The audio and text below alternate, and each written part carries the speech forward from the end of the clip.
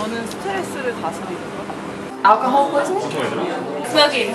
Car accidents or traffic accidents. 건강관리, 자기 스스로 먹을 거 식단 관리가 제일 중요한 것 같아요. Cigarettes. The importance of educational development. Worldwide, 250 million children cannot read, write, or count. To address this problem, low-income countries need to increase educational funding from $65 per student to $199 per student, 206% increase. We need 12.6 million primary school teachers, learning materials, and safe, hygienic facilities. So the question is, how can we help?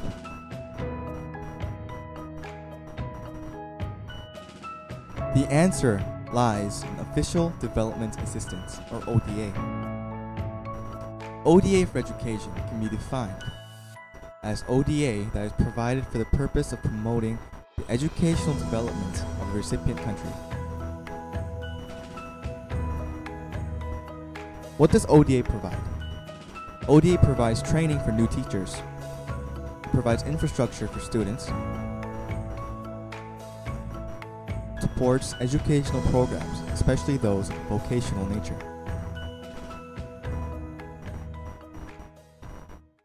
So what of South Korea's ODA for educational development?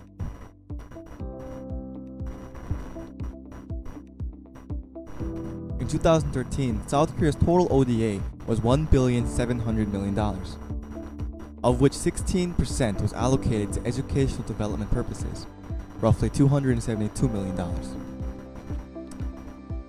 The funds were used in different ways by different agencies.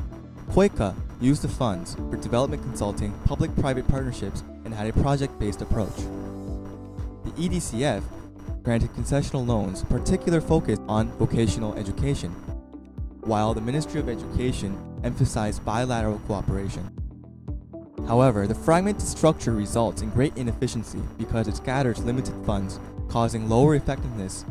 Also, there's no long-term master plan for Korea's ODA, hindering it significantly. So how can we solve this problem? Unite all three into an efficient and effective ODA structure. Where does the ODA go? To Asian and middle-income countries, 65% was allocated, while only 16% was allocated to African or least developed countries, giving rise to the idea that Korea is using its ODA as a geopolitical tool.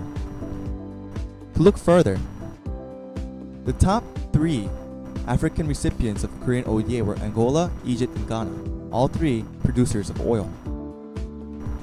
In order to prove that South Korean ODA is true aid, it must increase its percentage of untied loans and grants, which are still at a very low level compared to other countries. Another oft-talked-about subject is Korea's model for educational success. Strong governmental leadership creates standardized versions of education, thereby making it uniform. Making a teaching position a highly salaried job ensured that it would attract the best. However, it is not without its criticisms, such as the top-down approach stifles creativity. So everyone was geared in terms of getting to the right answer. It became the end-all be-all, the standardized tests, what you got on it. High student unhappiness. Compared to children from 29 other developed countries, South Korean kids are the unhappiest. And the oppression of teachers' rights. What that created was a system of teaching to the test. All are valid criticisms that Korea must address. So what would happen if ODA was used efficiently and effectively? If all students could leave school with basic reading skills, 171 million people could be lifted out of poverty. If all mothers had secondary education,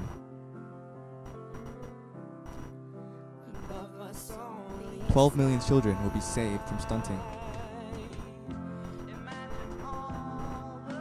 3 million children would be saved from early deaths, and there would be 66% fewer maternal deaths. So what is the most preventable human affliction?